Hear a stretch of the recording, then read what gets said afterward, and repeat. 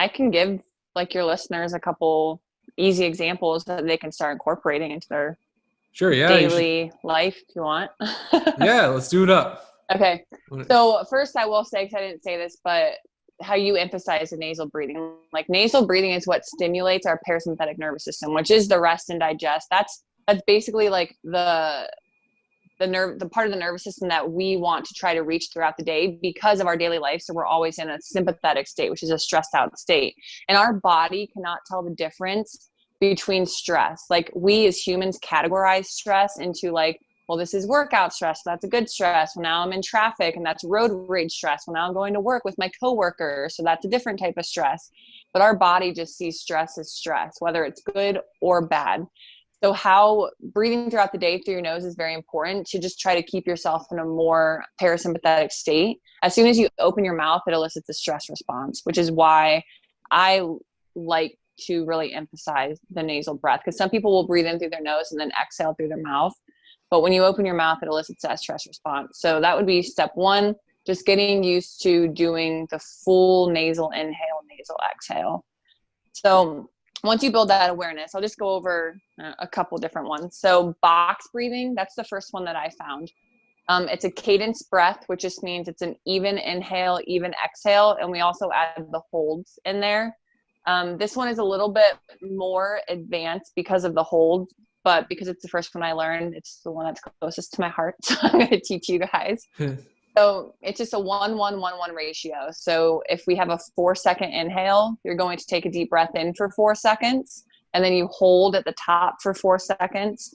Then you take a breath out for 4 seconds, and then you hold at the bottom for 4 seconds. And 5 cycles or 5 boxes of that is 1 full round. So I normally recommend people start with a 3-second. When I'm doing holds, it'll be like a 3-second box or 4-second box. And if you can get through those 5 cycles, then that's when you know that you can add another second to that box. So if that's too much and you don't like doing the holds, then I recommend just a cadence breath. And that's just tuning in, putting one hand on your chest, one hand on your stomach, focusing on really breathing down into your pelvic floor, into your stomach, allowing the sides of your stomach to expand. And that's a 1-to-1 ratio, inhale to exhale. And you can work up to I would start with probably 4 or 5 seconds, inhale and exhale, but I've worked up to 10, 15-second inhales and exhales. I try to see what's the least amount of breaths I can get in a minute. So those 2 are great, just to start, and just to, when you do notice yourself feeling like a little overwhelmed, or you just want to relax, you're about to go to sleep and you want to have a deeper sleep, or you're just waking up and you're lying in bed and you want to get some oxygen to your muscles. Like those are great examples just to try out and see how your body responds to them. Yeah, and just to give somebody extra motivation to do box breathing, that's actually what the Navy SEALs do. They train to do that in states of stress, whether they're like in the cold ocean or in a stressful war zone or something like that. So it really does help bring in that parasympathetic response and chill you right out. And or if you're honestly, even if you're taking like a ice bath and do crazy stuff like me, or that helps a lot too. And maybe I should. Do you have another one Yeah, I have tons. Okay, sure. Give another one, and then I'll share my nasal story. Okay. So I mean, I can do more of I'll do a stressor one and then one to calm yourself down. So you kind of mentioned this earlier with the Wim Hof, the hyperventilation. Yeah. But you can use that as like a pre-workout, or in the morning if you are feeling like kind of blah and you just need to like wake yourself up a little bit. That hyperventilation breath, which is just explaining it a little bit more for your listeners, is a full inhale through your nose and then you're just letting go of the exhale. So it's like 1 full inhale, half the exhale, and you would do 20 to 30 of those. And with what I've learned through Art of Breath, after you do the 20 or 30, then you hold the exhale. And I know it's different because Wim Hof will hold the inhale. And the only difference between holding the inhale and holding the exhale is the amount of carbon dioxide in your body. And carbon dioxide is what elicits that stress response in the body. So when you blow all your air out and hold, you don't have as much oxygen in your body. So the carbon dioxide rises much faster. So you get to that point, that panic point a little quicker. But it also teaches you how to control it more, because if you can keep doing this and get used to the exhale hold, and you're aware of that feeling, and you're like, okay, well, I can only hold it for 5 seconds today, but I'll try it tomorrow. And then you get to tomorrow and you're like, oh, I held it for 7 seconds. And then maybe in a week you're up to like 30 seconds. So it's just a good way to, it's a good measuring tool to have, to where you can see how your body is handling the stress, the carbon dioxide in your body. And like with Wim Hof, when you inhale, you have more oxygen when you do the inhale hold, you have more oxygen in the body. So it takes longer for the carbon dioxide to rise. So you kind of get that calm, like cool feeling. You get to hang out there for a little bit longer. Yeah, and the carbon dioxide actually allows the oxygen to just flood into the cells too, because I mean that's actually part of the purpose of the Wim Hof breathing method, is that you flood your body with oxygen hyperoxidization through the breathing, and then you hold your breath, and that creates the carbon dioxide. Then all of a sudden, bam, the oxygen just floods your cells.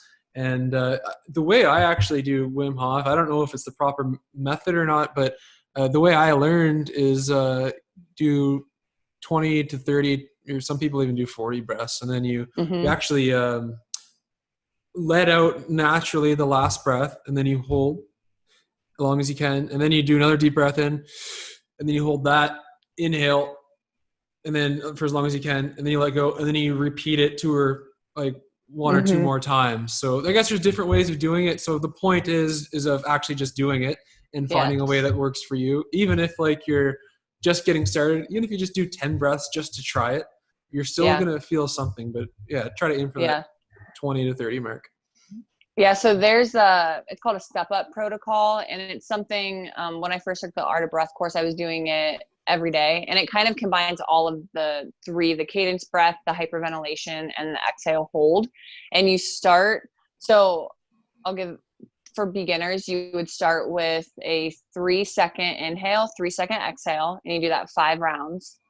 And then after that, you go into 15 superventilation breaths. And then you blow out all of your air on that 15th breath, and you hold the exhale for 30 seconds.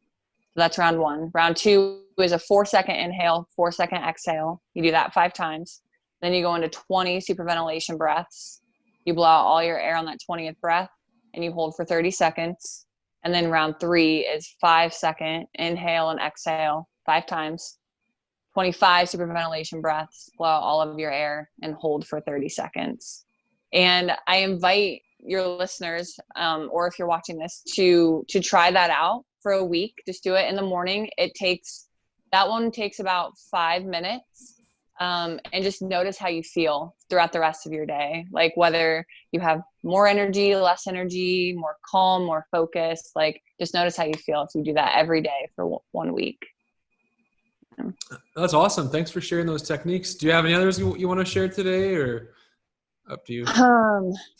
I will say with COVID going on and people wearing masks, the one, like, well, signs and symptoms with shortness of breath, because I know there have been like studies and stuff, and I don't want to get into it that much, but studies have come, or not studies, but people have been posting like wearing a mask doesn't affect your breath. But there are studies that have come out. There's research that shows when you have a mask on and you breathe out on that next inhale, you are breathing back in some of that carbon dioxide. So you do get the shortness of breath. You do get the increased heart rate. You feel more stressed, maybe more anxiety ridden, even just from having something over your face, like you get that little bit of anxiety that you wouldn't normally have. Maybe you're more irritable throughout the day. So something that you can practice, because if you are feeling those symptoms, it just means that your body has a poor carbon dioxide tolerance, which in layman's terms means that your body handles stress poorly. So how you can practice that is, I recommend going on a walk for about 5 minutes, or if you do a lot of chores around the house while you're doing dishes or folding laundry or something, you take 5 deep breaths in and out of your nose, blow out all of your air on that 5th breath, and you just hold the exhale for as long as you can. And then you repeat. Once you have to take that next breath in, take your 5 breaths, blow out all of your air, hold the exhale, and then just keep repeating that, like I said, for 5 minutes if you're going on a walk. I like to count my steps and see, oh, I got to 20 steps on this exhale hold. Let's see if I can get to 21 on the next one, you know?